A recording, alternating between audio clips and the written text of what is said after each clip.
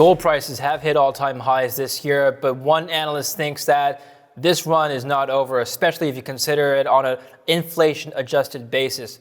Lobo Tiggre of the Independent Speculator joins us today. Lobo, welcome back to the show. It's a pleasure to speak with you today.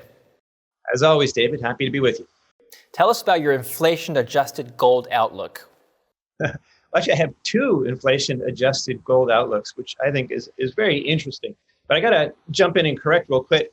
Gold has not hit an all-time high. Only in nominal terms can we say that it has. And who uses nominal terms? We all know that real terms are where it's at. We know that real interest rates correlate more highly with gold prices, specifically to the point of the day. And we use real rates when we talk about anything else. So why would you not talk about the real price of gold?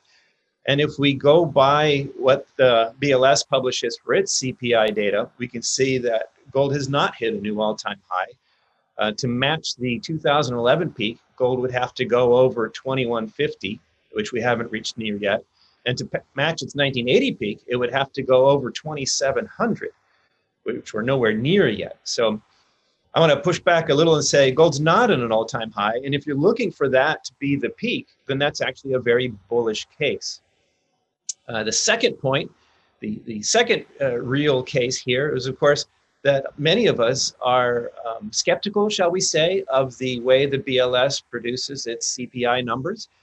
And a lot of us like to use John Williams' shadow stats data. I got to give credit to John. This is not some crazy, wild-eyed libertarian, utopian idea of inflation numbers. This is just John continuing to produce CPI-type numbers the way the government used to do before they started making their hedonic adjustments and other silliness in the 80s. So by the government's old formula, which John uses, the numbers are so high, I'm almost embarrassed to say them. We're talking about over $50,000 an ounce inflation-adjusted real price for the 1980 peak for gold. So just throw that out there as, if you want a real bull case, there's a bull case for why there's more upside yet in front of us. So you're saying the 1980s was actually the real all-time high if you're considering gold prices in real inflation-adjusted terms. Is that correct? Yes, and that would be by the more conservative case using the government's current numbers. It's still 1980s the all-time high. And using the, I think, more realistic case of John Williams' shadow stats numbers, it's way, way higher. Okay, but it's a good point you brought that up, because in the 80s, we've seen a secular downtrend in gold prices in nominal terms from the early 80s all the way to actually the late 90s. We saw a long-term secular bear trend in gold prices. So would you argue, or would you agree with the notion that should gold hit all-time highs again in real terms, like you explained, that immediately we'll see a pullback into another bear trend? Could that happen? It absolutely could happen. Will it happen? I'm not sure. If things are different now, things could go differently. I don't want to say that if we have a peak that tops 1980, that's the sell signal, everybody get out. For people who do believe that, if for your own reasons you believe that, then sure. But don't look at the current nominal high and say, oh, that's higher than 1980, therefore it's time to get out. I think that would be a mistake. Okay. So $2,700 in nominal terms, that would be what we're looking at today for the next all-time high? 2,700 or 2,722 last I looked. Would be using not shadow stats, but using the government's current CPI data. That would take you to a new all-time real high using current government inflation data. We've already seen monetary stimulus. We've already seen negative real rates and uncertainties regarding the economics of the world. So what other factors are needed to get us to $2,700? Well, I'm not sure any are needed. I might say that's baked in the cake given what's happened already, but these things don't happen overnight. It's normal to get a period of correction and consolidation as we go up. And I've got to say, the last time you and I talked, I mentioned that correction and consolidation is normal and that we've seen very much a stair-step kind of path upwards here in this rally, really since the Powell pivot in late 2018. And we got hate mail. I don't know about you, but I got hate mail. How dare you say anything other than gold has to go up and up and up? And so, hey, if you want a cheerleader, I'm not your guy. I'm talking to the audience now, David.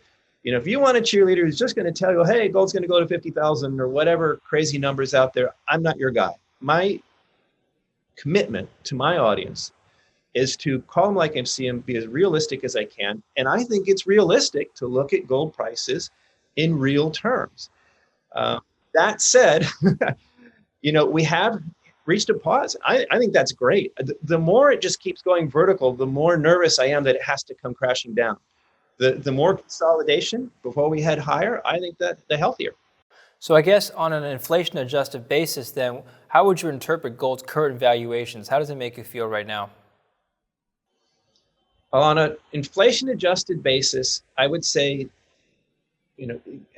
I can't say that gold is still a buy low, sell high opportunity. It clearly is not at the bottom, is what I'm saying. Now, if gold were to go to nominal 50,000, so on, all kinds of things would be busting loose in that kind of situation. And that would make a $2,000 price now look like nothing, right? It would look like a buy low, but nobody really knows what will happen, what interventions there might be. And so I just don't want to promise anything crazy like that. And I think the point that I'm trying to say is that it's a mistake to think that gold has reached all-time highs. If you think that that's an important triggering mechanism, then that remains yet ahead.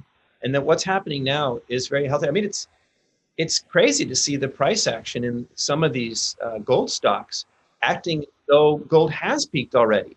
And the equities generally underperforming right now is, in my mind, a wonderful opportunity, because if I'm right, I may be wrong, but if I'm right, we're at most on a shoulder here of a possible head and shoulders pattern ahead.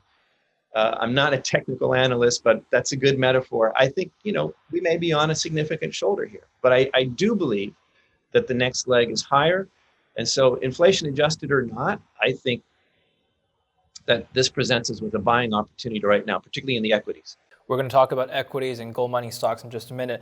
Let's revisit inflation now. CPI data came out for August on September 11th. And the August CPI numbers were higher than July. So year on year, CPI grew 1.3%, whereas in July, CPI grew year on year 1.1%. And so when you're looking at an uptick in inflation, are you interpreting this data as part of an economic recovery, or are you discounting it completely because earlier you said that CPI is not a reliable indicator? Okay, so the CPI uptick is notable, but in my mind, the much more notable statistic out there is what's happened in the unemployment numbers. Everybody's all happy that the overall unemployment numbers come down, but that's come down, if you look at the details, the devil's in the details. And the really significant one in my mind is that while the temporary layoffs have come off, the permanent layoffs, the permanent job loss number keeps going up. I find that very significant. And how this relates to the inflation question we've been discussing is that it could put deflationary pressure on the economy in the near term. And that could be very interesting for monetary metals and everything else that you and I like to discuss. Goldman Sachs has issued a report earlier in the summer saying exactly that permanent layoffs will continue and are likely to persist until at least 2021. And that's a very interesting point. Why do you think that is not improving where temporary employees are returning back to work? Well, that may be above my pay grade. You've got PhDs galore and world famous economists all opining on this. I'll just say, remember that it took the Titanic hours to sink after it was mortally wounded. I mean, there was no way to prevent the Titanic from going down after it hit the iceberg, but it took hours for that to actually happen. So if we think about the shock to the economy as being like that iceberg event, we really don't know what the damage fully will be by the end of the day and whether it really goes down or not. The watertight compartments are still spilling over one into the other here as the damage spreads. Well, maybe, Lobo, maybe we're just seeing a structural shift in the economy. Structural unemployment is common, right? If you look back at history, let's just take the Industrial Revolution, for example, when we had the advent of machinery, a bunch of farmers got laid off, they couldn't find work anymore, they had to move into the cities, but eventually they started working in the factories, right? Are we seeing something similar today? That's a big question, and maybe a little bit more philosophical and theoretical than I want to get into. I think there is some of that going on, and it would probably take us hours to tease it out. Let me fast forward to more recent history. If you look at what happened to inflation data in real rates during the crash of 2008, the immediate aftermath, there was clearly, despite massive money printing, tripling of the money supply, there was deflationary pressure at that time. It's not surprising when, when the beep hits the fan. And so I guess what I'm saying is, even though I see the economy wearing my Austrian economics hat, I believe that monetary inflation does result in general price inflation sooner or later. Other factors do come into play. And you can have a time when you have increasing monetary inflation, but you have decreasing velocity of money due to economic factors or government policy. And that can mask the monetary inflation until it comes out in the end.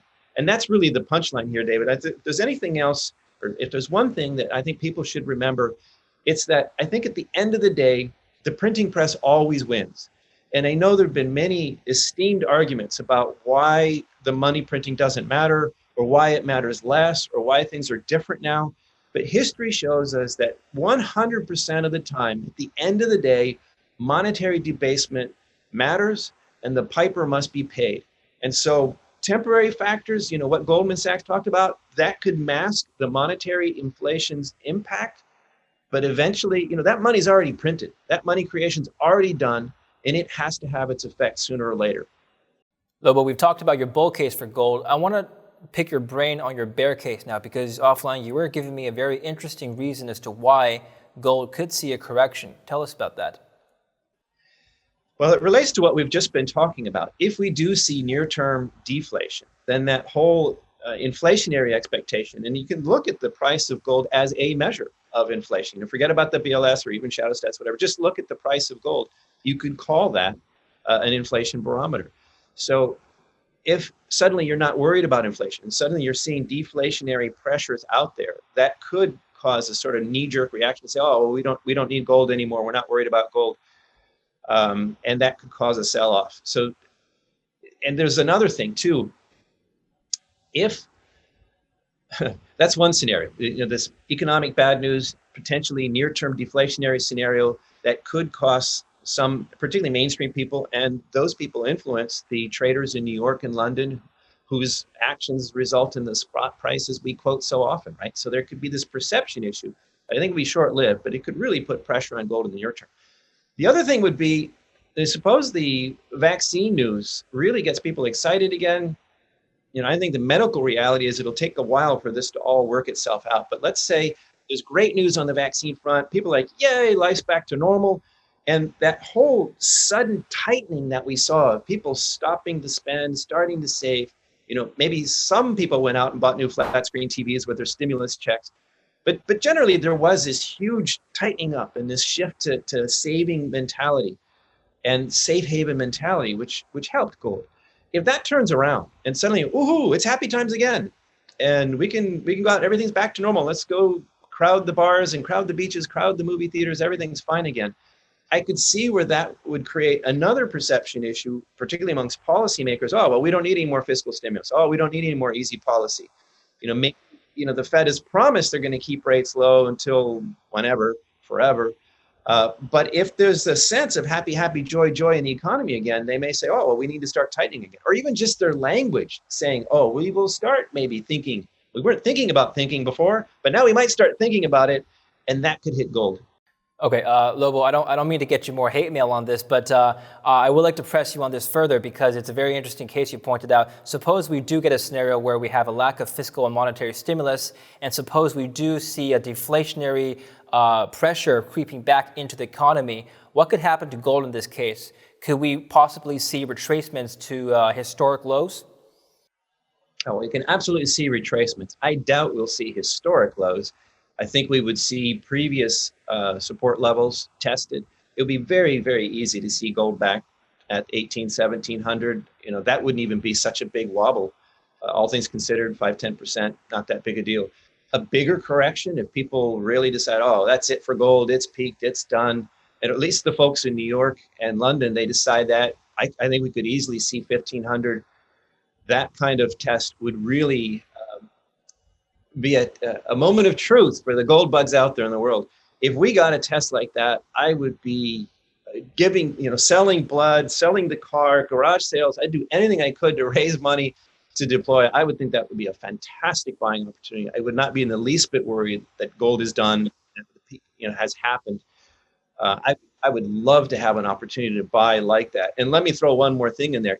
Even if the deflationary scenario or these other reasons don't take gold down, everything's fine, but we get another major market crash like in March, that could knock gold down as well.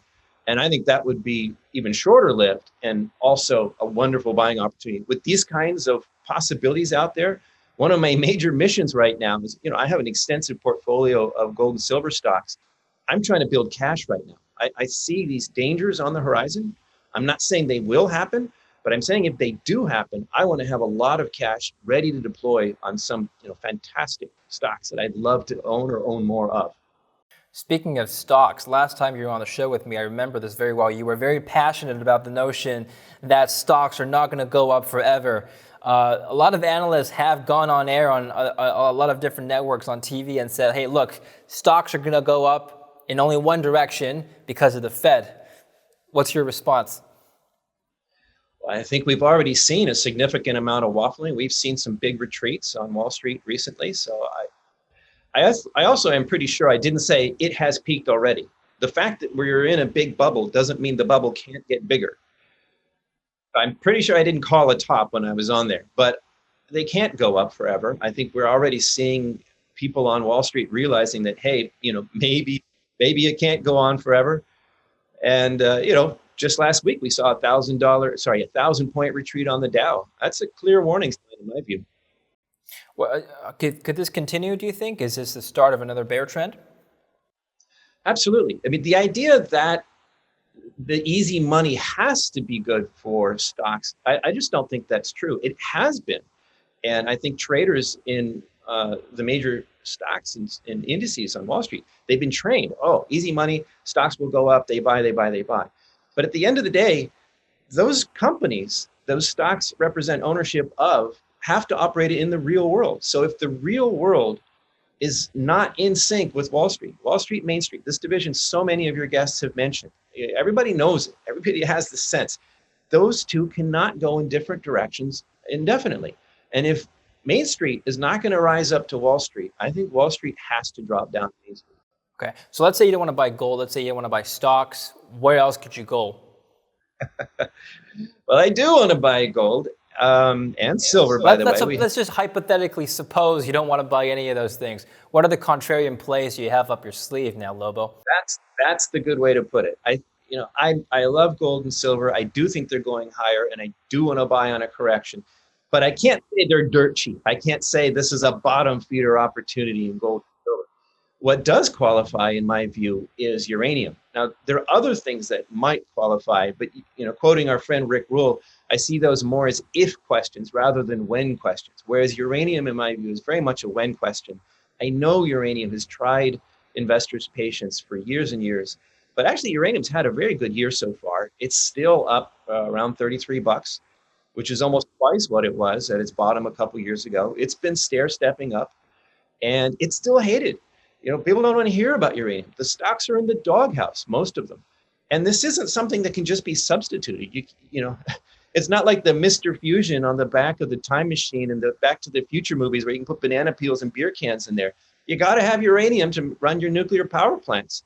And this is very much a when, not if question. This year has really put the screws on supplies. It's thrown things out of whack. I can't promise that uranium is about to take off tomorrow. I can say that the fundamentals remain very strong. It's already had a good year, and there are factors in play right now that could push uranium up in the near term, not just the long term. How do you invest in the uranium? How does one buy uranium? Like, what's the play here? I can't go to Walmart and buy my plutonium and my uranium in a box. Well, there are ETFs now. It used to be there was just one uranium participation, but there are new ones out there. So that's sort of more cautious way. If you just want to ease in and have a finger in the pie there, you could look at the ETFs.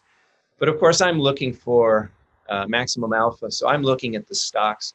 And my general guidance there, without giving away what my readers pay me for, would be there are some pretty clear and obvious beneficiaries to when uranium prices rise. Those would be the producers or near-term producers that, all they need is that uranium price to hit their incentive level and they're off to the races. And then there's also just there are some great discoveries moving along out there that, very high grade. And they also, all they need is just the right incentive prices, and those projects take off. Okay. And just to close, what are these right incentives? What are we looking out for? Well, so yeah, that's crept up on us because costs never seem to go down over time. I think you're looking at least $45, and that would be not for everybody. That's not going to float all ships, but there's mothball production out there, low cost mothball production that works at $45. Not just works, but some of those work now. But you don't want to deplete your asset for peanuts when you can do it for dollars and not another year down the road. So I'd say 45 is a minimum. I think if you start heading towards 40, you start getting excitement in the sector. 45 makes a difference. What really gets things going would be 50 plus. You start getting towards 60, and that makes almost everything work. A lot of the feasibility studies for projects out there, they use 60 plus or minus dollar uranium. So I think that you would see just money pouring into the space at that point. But the early risers, the ones that will benefit first, I think you'll see those in the 40 to 50 range really getting exciting. Excellent. Well, we'll follow up on that story for sure, Lobo. Thank you very much for coming on the show today. I appreciate your thoughts. Thank you, David. Thank you for watching Kitco News. We'll have more coverage for you at the Precious Metals Summit. Don't forget to subscribe to our YouTube channel on the links below. You'll get live updates and alerts every time we have breaking news. Thanks for watching. I'm David Lin.